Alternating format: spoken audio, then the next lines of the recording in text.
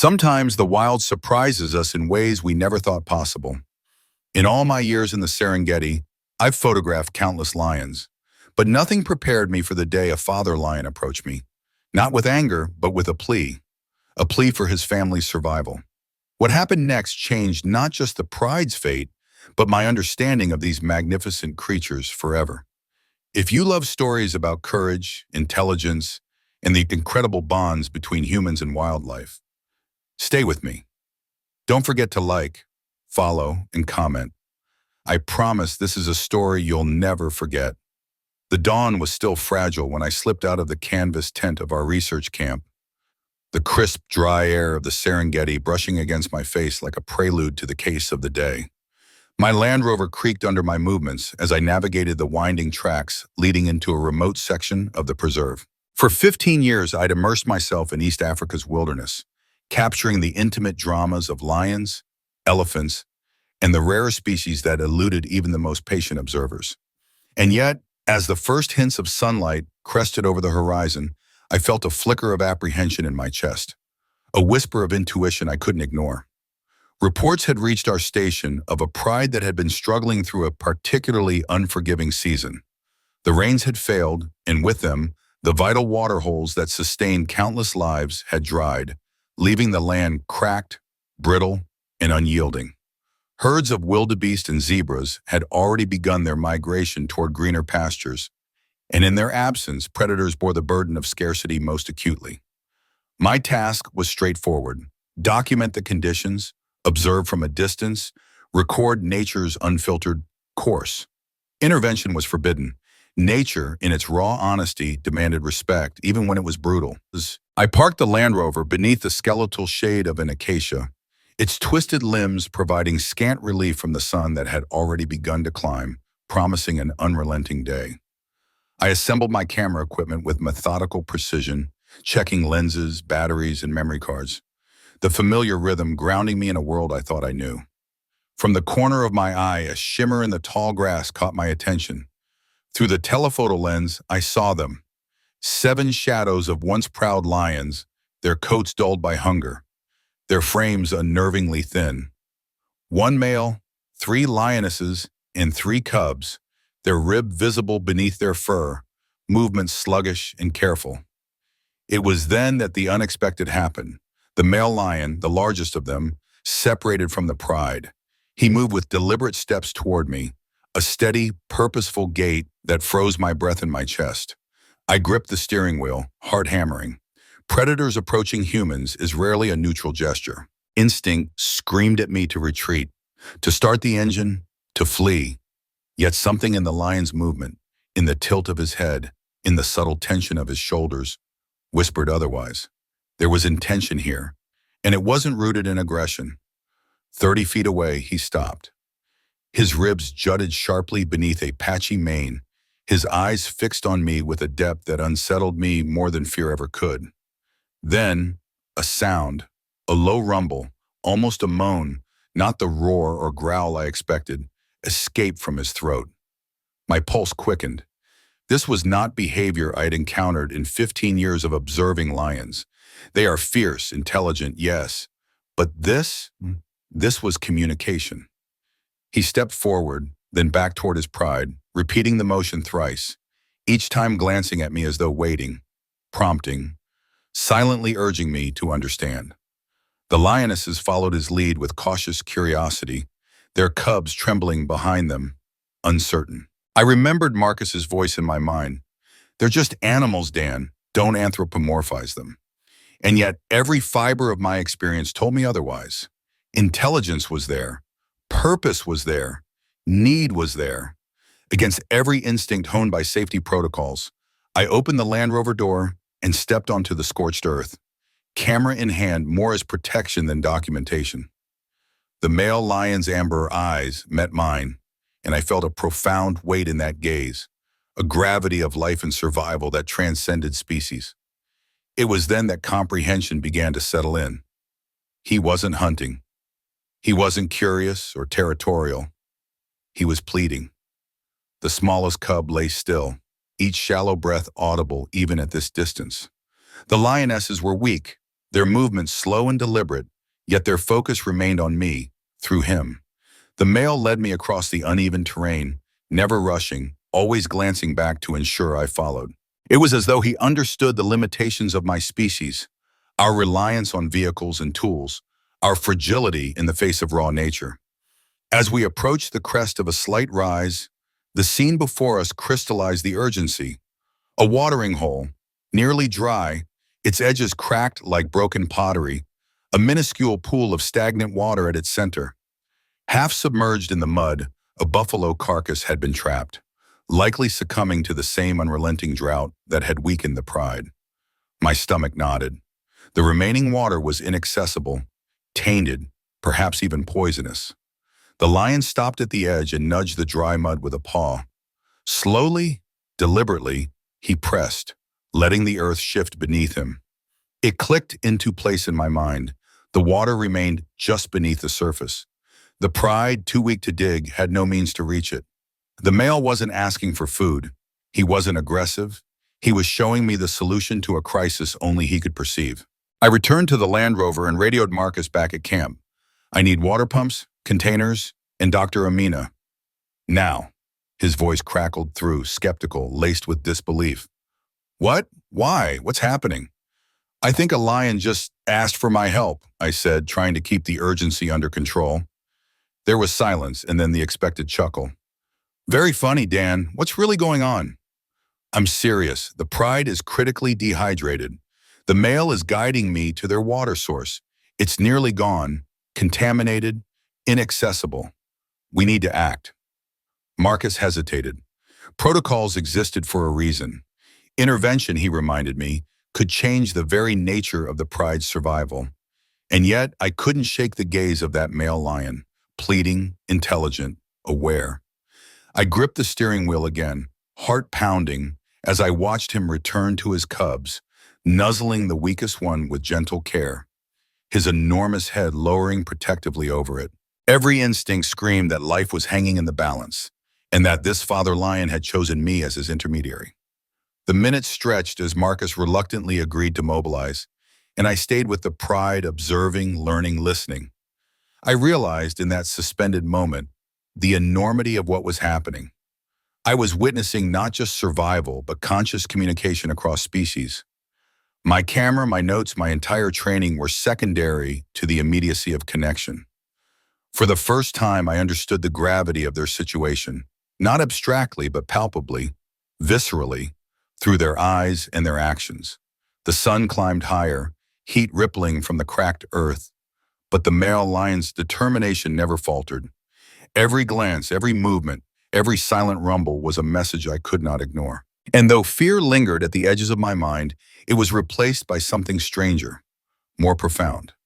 A sense of shared purpose, a fragile bridge of understanding between human and lion, built not on dominance or curiosity, but on the raw necessity of survival. I raised my camera, not to capture, but to participate. My finger hovered over the shutter, documenting not just images, but the essence of a moment that seemed impossible. A moment when desperation became communication, and two species, separated by instinct and biology, found a fleeting common ground. And in that connection, I realized the rules I had lived by for decades, observation without interference, were being rewritten before my eyes. This was no longer a story of mere documentation. It was a story of life, of intelligence, and of a father's desperate plea for the survival of his family, delivered with clarity, urgency, and unmistakable intent. The Land Rover's engine hummed softly beneath me, a mechanical lullaby against the wild cacophony of the Serengeti. I remained perched behind the wheel, eyes fixed on the male lion as he returned to his cubs, each motion precise, calculated, yet weighted with exhaustion. The pride's desperation was palpable. Their bodies were frail, movements sluggish, and their gaze carried the silent language of hunger and thirst. For a long moment, I simply watched, the gravity of the situation pressing down on me. I had encountered weakened lions before, but never had I felt this depth of intelligence and intent emanating from a wild creature.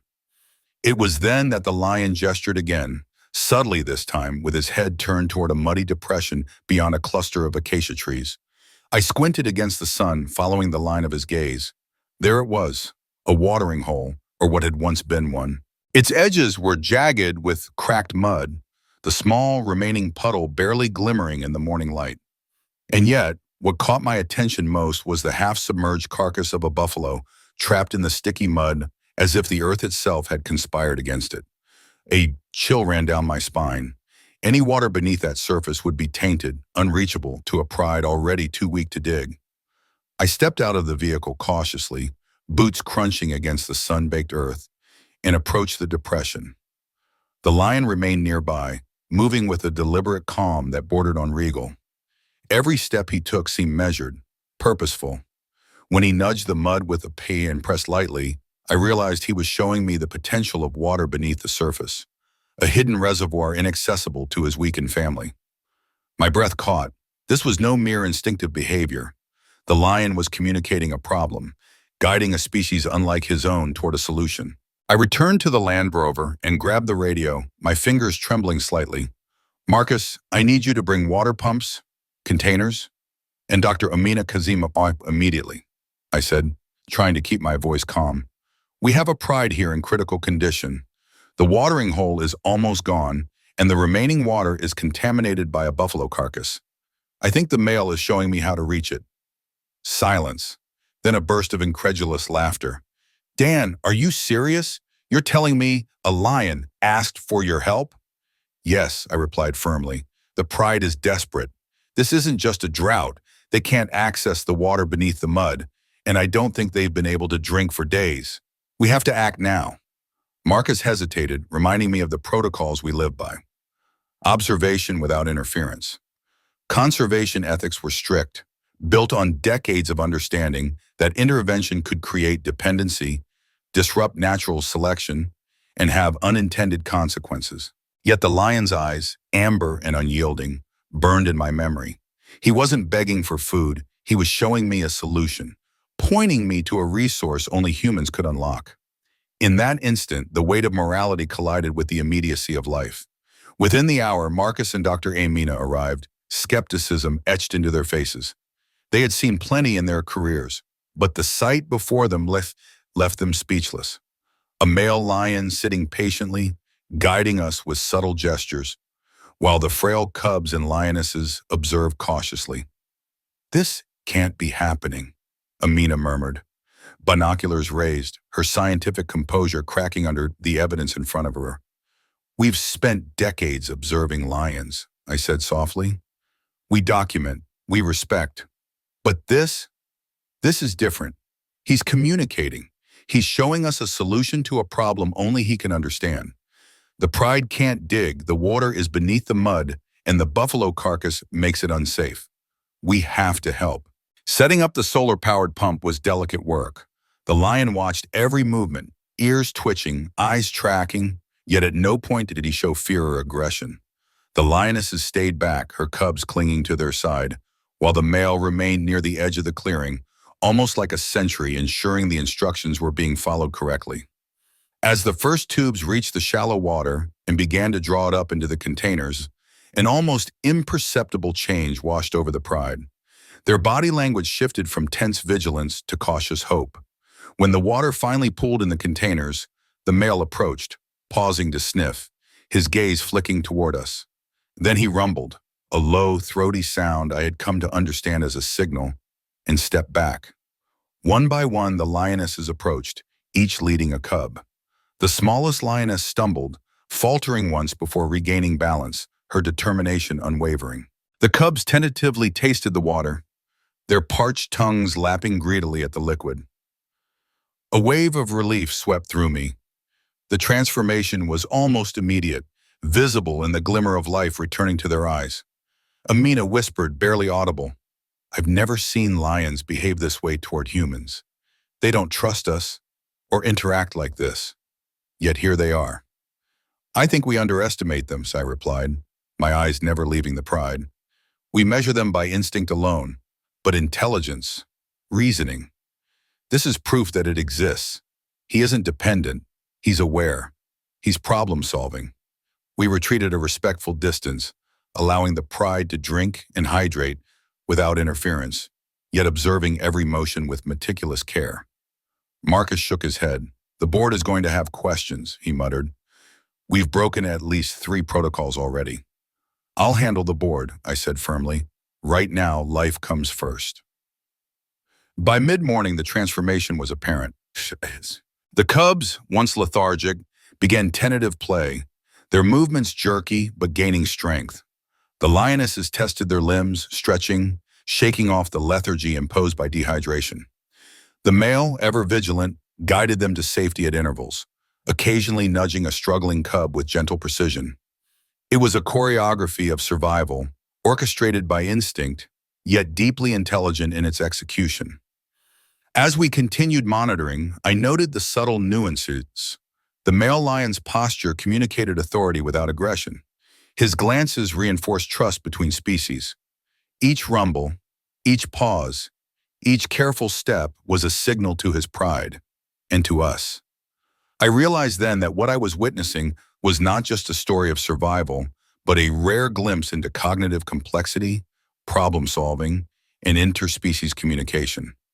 The line between human and animal, predator and observer, blurred in the shimmering heat of the Serengeti. The water situation underscored a larger problem.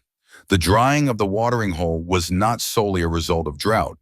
Human interference, a nearby irrigation project, had redirected underground water flows, leaving the pride vulnerable. The lion's behavior, in effect, had alerted us to a man-made disruption. Nature's fragility was compounded by human oversight, and the male lion had acted as a mediator, guiding us to rectify a problem he could not solve alone. By noon, after hours of careful setup, the immediate crisis had been alleviated. Containers brimmed with fresh water, solar pumps maintained flow, and the pride was visibly stronger. The male lion lay beside the smallest cub, the gesture tender, protective, almost paternal in its gravity. For a fleeting moment, I felt the weight of our shared responsibility, a bridge between human intervention and respect for the autonomy of wildlife. I documented every step, every nuance, the placement of the containers, the behavior of each lion, the subtle interactions between cub and parent, the pride's gradual return to vitality. Every frame, every note was evidence that intelligence and communication existed in forms we often fail to recognize. The male lion had not begged. He had directed, guided, and communicated with clarity, asking nothing but for the survival of his family. By the time Marcus and Amina packed their equipment, the pride had adjusted to the new resource. Hydration had restored not just physical energy, but a sense of purpose. The male lion's gaze lingered on me, measured and deliberate, a silent acknowledgement of the role I had played, and perhaps a gesture of gratitude beyond our ability to fully comprehend. I returned to the Land Rover, heart pounding, mind racing. The weight of what I had witnessed pressed against every instinct I had honed over years in the field. For the first time, I understood that documentation was no longer sufficient. Survival sometimes demanded participation. And in that realization, I felt an unspoken bond with the wild, a shared understanding that bridged species and circumstance, anchored by the desperate, unwavering determination of a father lion to save his family. The day unfolded with a slow rhythm, the kind of rhythm unique to the Serengeti, where life and death coexist in a fragile balance. The pride, once skeletal and lifeless, now moved with a tentative energy. Cub paws splashed clumsily in the newly flowing water, sending droplets sparkling in the morning sun. Their mothers watched closely, ears twitching, muscles tensing occasionally, reminding me that survival instincts never sleep. The male lion remained at the edge, surveying his territory with the sharp intelligence that had first drawn me into this extraordinary interaction. Every movement was deliberate, purposeful, and profoundly aware of the human presence nearby. Over the next hours, we established a routine. Each morning, Marcus, Amina, and I would check the water supply and observe the pride from a safe distance. Solar pumps maintained a steady flow, ensuring the lionesses and cubs had consistent access without requiring our constant intervention. The smallest cub, who had barely breathed the day before, now staggered clumsily, exploring the surrounding mud and shallow puddles, occasionally stumbling into his mother's protective embrace. I documented every detail meticulously: water levels, behavioral changes, signs of strengthening musculature, coordination in hunting drills, and interaction patterns among the pride. Each observation reinforced the profound intelligence these animals exhibited, far beyond instinct alone. As the pride grew stronger, an ethical debate simmered within our team. Marcus expressed concern over the blurred boundaries we had already crossed. Dan, we intervened. Protocols exist for a reason. This could alter the pride's natural behavior permanently, he cautioned, scanning the lions through binoculars. Amina, though more empathetic, wrestled with the same conflict. Conservation isn't about sentiment, she reminded me. It's about understanding, observation, letting nature take its course. Yet even she paused when the male lion's amber eyes met mine, a gaze full of awareness, of intentionality, of understanding.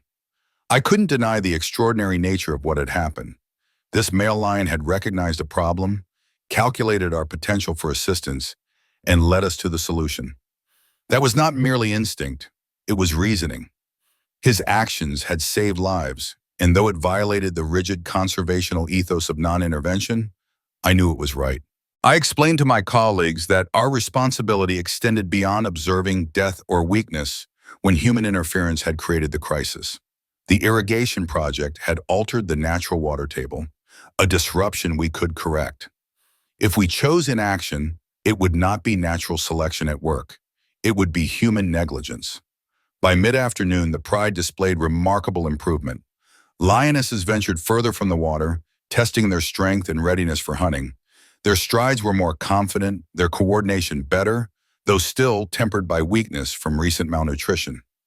Cubs played vigorously, testing each other's strength and learning survival skills through rough-and-tumble games.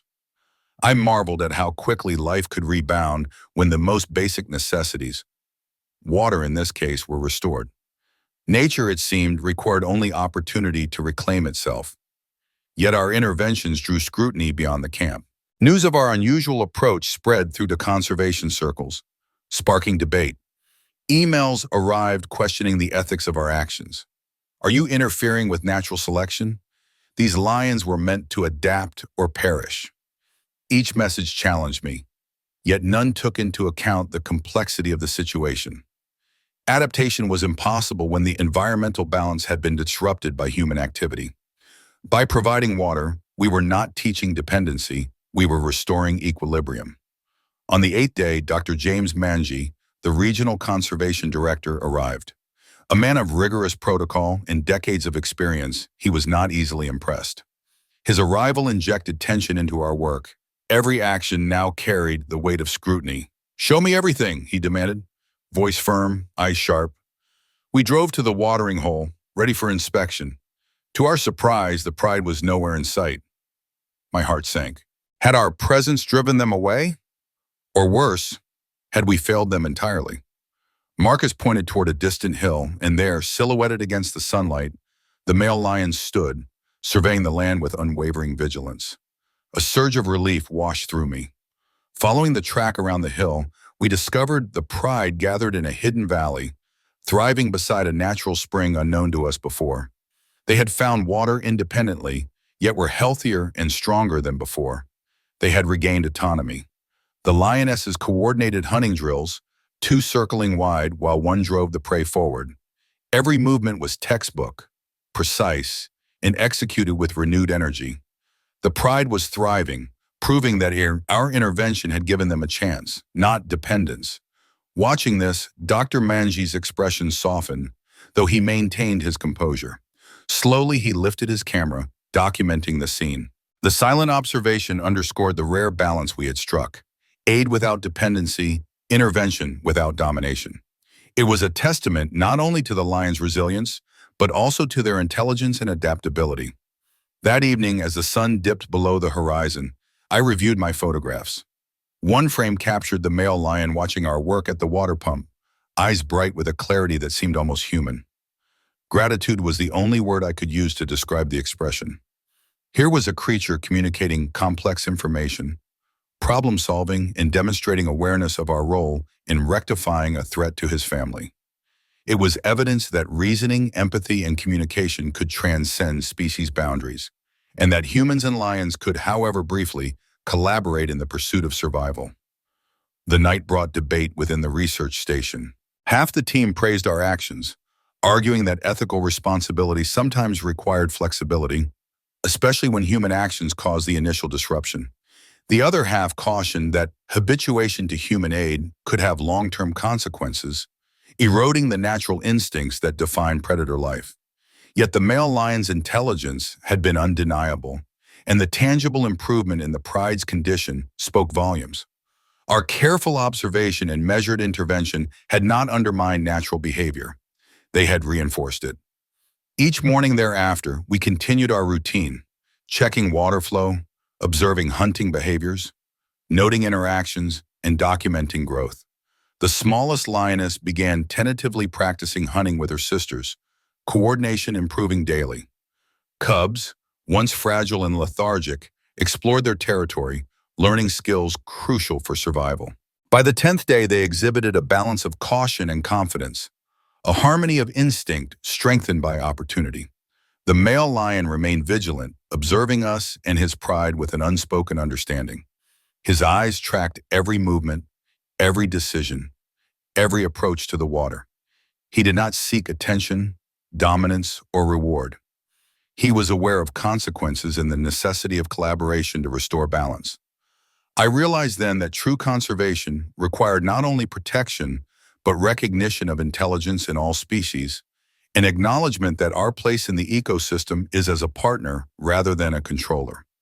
By the week's end, the pride had stabilized.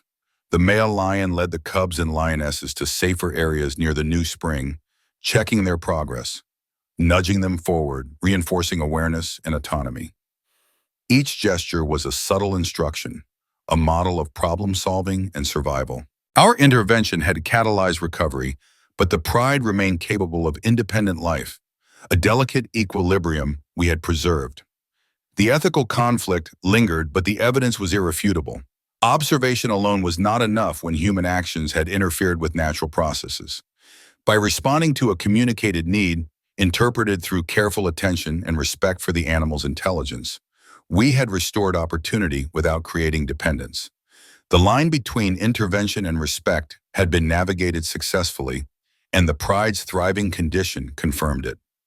As the sun set, casting long shadows over the valley, I realized that this week had redefined my understanding of conservation. These lions were not just subjects of study, they were sentient problem solvers capable of interspecies communication, capable of trust, and capable of guiding human intervention when necessary. And through careful, respectful engagement, humans could act as facilitators rather than controllers, preserving the wild while honoring the intelligence and resilience of the creatures we share it with.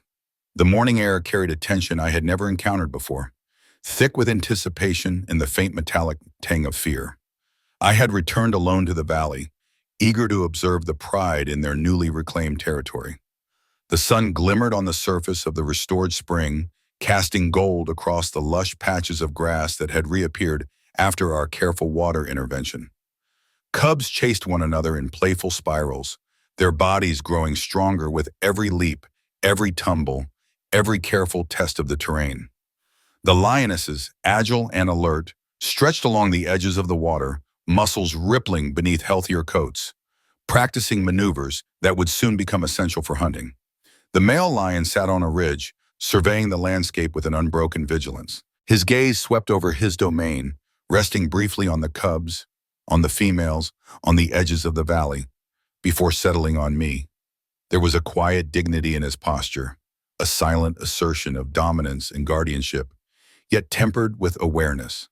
I felt the weight of his eyes on me, not threatening, but as though he understood my role, a human who had acted in service of life, but whose presence must remain respectful and unobtrusive. Then, without warning, the sharp, piercing sound of engines cut through the serenity. Dust clouds billowed over the ridge from the north, and within seconds, 2 pickup trucks tore across the protected land. Reckless and unrestrained, my stomach dropped. Poachers. The adrenaline surged instantly, muscles tensing as I scanned the vehicles. Rifles glinted in the early sunlight. They had seen the pride, and their intentions were unmistakable. I started the engine, a calculated risk, and drove between the approaching trucks and the retreating lions. My voice rang out across the valley. "Conservation authorities, stop! This is a protected area." There was no hesitation in my tone, though every nerve in my body screamed that one misstep could provoke catastrophe. The truck slowed slightly, but did not stop. 3 men leapt out, rifles raised, their postures aggressive yet cautious, as if measuring whether I was alone and capable of resistance. I raised my camera, not to photograph, but as a bluff, streaming a live feed to headquarters. The poachers had no way of verifying in the broadcast, but the illusion of surveillance was enough to make them pause. One man shouted in heavily accented English, claiming permits to call problem lions attacking livestock at the North Village. A familiar tactic. False justification to mask illegal hunting. My mind raced. Time was finite. Cubs and females remained exposed behind me, and the male lion, sensing threat, began to stir, muscles tensing beneath a now healthier, glossy coat. The poachers took a step closer, rifles still raised. I exhaled slowly, knowing that confrontation could erupt in seconds. And then it happened. A deep, resonant roar erupted from the ridge. The male lion had moved to a rocky ledge to my right, fully visible and imposing. His posture a textbook display of territorial dominance. He stood tall, his chest broad, mane bristling, every inch a demonstration of power and intent. The poachers faltered. 3 more roars joined his, emanating from the positions of the lionesses, hidden yet coordinated, echoing across the valley with a haunting resonance. The combination of the lion's display and my perceived documentation shifted the balance. The men began to retreat, assessing the risk and recalculating their options. I maintained my ground, camera raised, voice steady, ensuring they understood that interference would come at a cost. Slowly, they backed toward their vehicles. "We will check North Station if there are concerns about problem lions," one called, attempting to save face while preserving their plan to return. As their trucks disappeared over the ridge, I exhaled fully for the first time in minutes. My legs shook uncontrollably, adrenaline coursing through every fiber of my being. I turned to see the male lion 30 feet away, eyes locking onto mine. There was no aggression, no dominance, only a silent acknowledgement, an understanding that the immediate danger had passed. Then, almost imperceptibly, he turned and loped back toward his family, disappearing among the rocks and shaded thickets where the cubs and lionesses had taken cover. By the time the rangers arrived, summoned belatedly through my radio, the valley was tranquil again. Tracks of vehicles, footprints of human intruders, and signs of rifles were documented meticulously. Extra patrols were immediately assigned, and an investigation into the false culling permits was initiated. The pride, once threatened by both nature and humans, was now secure for the first time in weeks. I sat quietly near the edge of the spring, observing the pride in the aftermath of the confrontation. Cubs swatted at one another playfully, the lionesses returned to grooming, and the male stood watch, muscles relaxed but alert, a sentinel ensuring no further threats approached. The dynamic between us had shifted subtly. Respect had been earned, trust had been established, and the interspecies bond, born from survival, had deepened. The day stretched into evening, and I reflected on the sequence of events. Intervention in conservation often exists in a gray zone, and today that gray had become a crucible of necessity. The male lion's intelligence, decisiveness, and protective instinct had complemented human capability. Without our presence, the poachers may have caused irreparable harm. Without the male lion's actions, our intervention would not have been directed effectively. It was a partnership of survival forged under the most extreme conditions. As night approached, I retreated to a safe distance, using my telephoto lens to capture the pride in their renewed security. The male lion settled on the ridge again, silhouetted against the deepening orange sky, watching over his family with an almost regal composure. Cubs explored near their mothers, now bold in their movements, testing the boundaries of their territory, their independence growing each moment. The lionesses demonstrated renewed hunting coordination, practicing stealthy approaches even in the relative safety of human presence. Reflecting on the day, I realized the profound implications for conservation. These lions were not merely animals reacting instinctively. They were sentient beings capable of problem-solving, strategic communication, and protective collaboration with another species. Our actions had provided opportunity, not dependency, and the pride's survival was a testament to both their resilience and their capacity for reasoning. For the first time, I considered the ethical dimensions of intervention through a new lens. The male lion had guided us, evaluated our reliability, and relied on our ability to act. The trust was mutual, the boundaries unspoken but understood. Intervention had not destroyed natural instincts. It had restored balance disrupted by human activity, allowing natural behavior to resume unhindered once the crisis was mitigated. The night closed over the Serengeti in a deep, quiet hush. Stars glittered above the valley as if watching over the events of the day. The male lion, now resting, rose once to glance in my direction, a subtle lowering of the head that felt like a farewell, a thank you, and a reminder of the delicate yet powerful connection between species that had been forged in the crucible of crisis. I returned to camp with a renewed sense of purpose.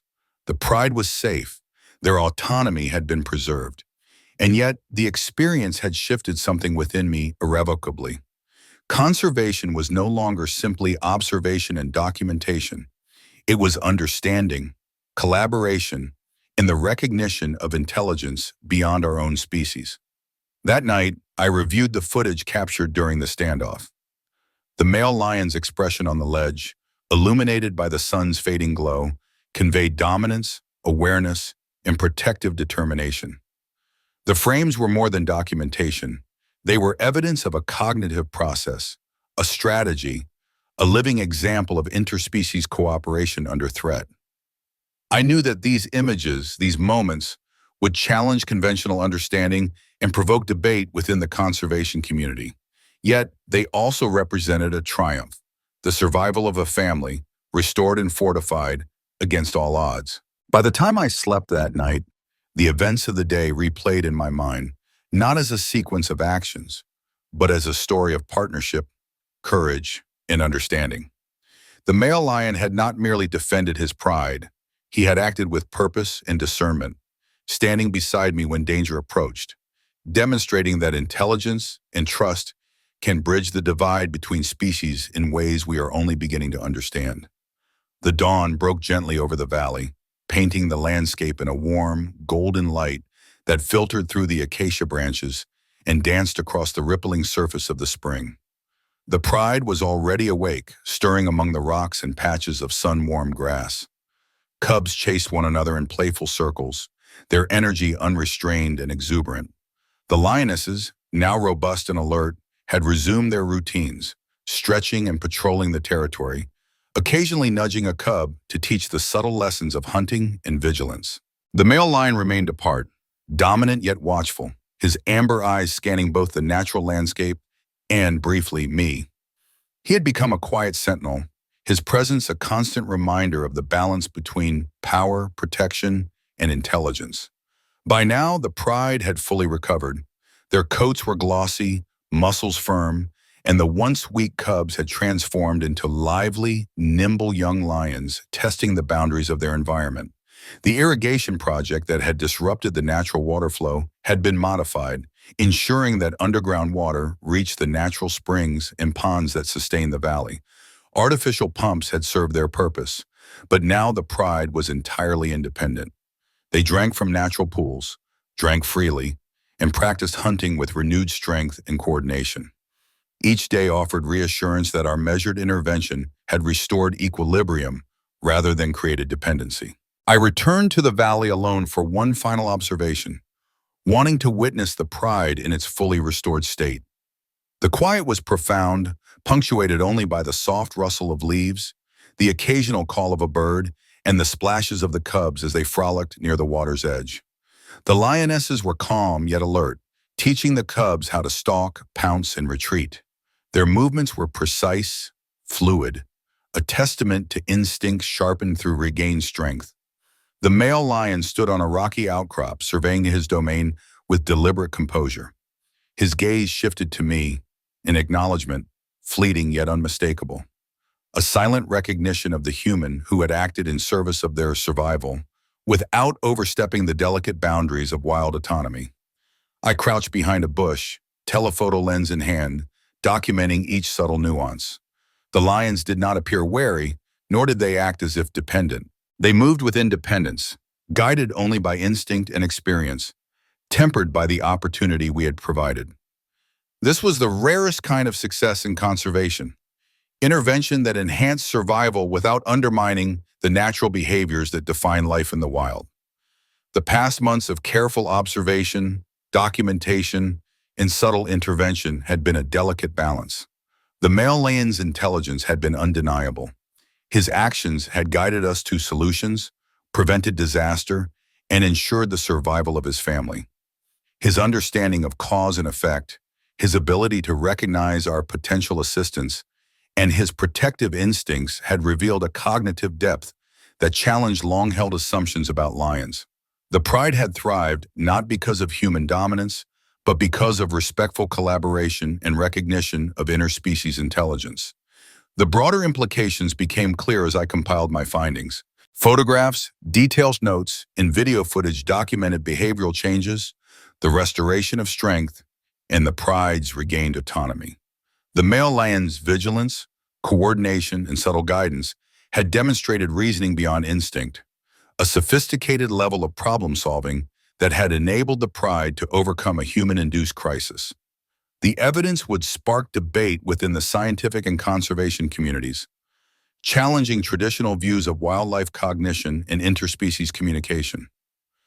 3 months later, I prepared to leave the research station, my work with the pride complete. The cubs had grown into nearly adolescent lions, full of life, strength, and curiosity. The lionesses continued to hunt effectively, teaching skills crucial for survival, while the male patrolled the territory with a calm authority that reinforced the pride's security. The irrigation project had been fully redesigned, incorporating wildlife corridors and natural water access points, ensuring that the disruption that had caused the crisis would not repeat. Every decision, every observation, every intervention had been carefully documented to inform ongoing conservation practices. As I visited the valley for the final time, I kept a respectful distance, watching the pride through my lens. The connection I had felt with the male lion, brief yet profound, remained palpable. He lifted his head, muscles taut, surveying the area with quiet authority. Then he walked to the edge of the rocky outcrop, silhouetted against the setting sun. I raised my hand in a small gesture of farewell. The lion paused, slightly lowered his head in acknowledgement, then turned away, disappearing among the rocks to rejoin his family. That subtle gesture encapsulated everything I had learned: intelligence, recognition, trust, and the power of interspecies understanding. Reflecting on the experience, I realized it had transformed not only the pride's lives, but my own perspective on conservation. Wildlife is not merely a collection of instincts. It is a network of sentient beings capable of reasoning, problem-solving, and forming bonds that transcend species. True conservation is not only about protecting animals from external threats, but also about recognizing their intelligence, their needs, and their ability to communicate and collaborate. By acknowledging this, we honor the complexity of the wild and the agency of the creatures who share our planet. In the months that followed, my documentation was published in scientific journals and conservation publications. The male lion's behavior, the pride's recovery, and the ethical discussion surrounding human intervention sparked conversations across the field. Some colleagues dismissed the events as anomalies, reluctant to accept that lions could exhibit such reasoning. Others saw the implications immediately, understanding that our approach could redefine conservation strategies, especially in scenarios where human activity inadvertently disrupted natural ecosystems. I continued to advocate for expanded protected territories and stricter anti-poaching measures. The valley's success became a model for future interventions, demonstrating that careful, respectful, and minimal human involvement can support wildlife without eroding autonomy. The pride continued to thrive, and in the following spring, 2 new cubs were born, symbols of resilience and continuity. The male, now in his prime, maintained his patrols and protective oversight, teaching the next generation through guidance, example, and vigilance. On quiet nights at the research station, I often revisited the final photographs of the male lion silhouetted against the sunset. In that single frame, captured in the fragile light of dusk, I saw intelligence, gratitude, and recognition. It was a reminder that interspecies understanding is not merely possible. It is profound, transformative, and capable of changing the course of life. The moment we shared, brief yet indelible, illustrated the potential for cooperation and respect across species lines. Through this experience, I learned that conservation is not simply about enforcing boundaries or observing nature from a distance. It is about dialogue, perception, and partnership. Recognizing that the creatures we protect are sentient, capable of thought, and deserving of acknowledgement. The irrigation project's redesign, the continued health of the pride, and the documented cognitive behavior of the male lion became proof that human intervention, when guided by respect and intelligence, can align with natural processes to support survival rather than disrupt it. As I prepared to leave the Serengeti for the final time, the pride was playing, hunting, and thriving in their restored environment. The male lion, ever vigilant, stood on a ridge surveying his family, embodying the resilience, intelligence, and dignity that had defined our extraordinary journey. I raised my hand one last time. A subtle tilt of his head mirrored my gesture, a silent farewell, and an enduring connection forged across the divide of species. The story of the pride, their struggle, and their remarkable recovery is more than a tale of survival. It is a testament to intelligence, courage, and the capacity for communication that transcends species. It is a lesson in humility, respect, and the shared responsibility we have to protect the delicate balance of the wild. In those amber eyes, I see reflection, understanding, and acknowledgement, a reminder that conservation is not merely an act of preservation, but an act of profound recognition. The pride continues to flourish, the cubs growing strong under the watchful eyes of their parents, a testament to resilience and intelligent adaptation. And for me, the lesson remains vivid. In recognizing the depth of life around us, we honor not only the creatures we protect, but the extraordinary potential for connection and understanding that exists between all living beings sharing this planet.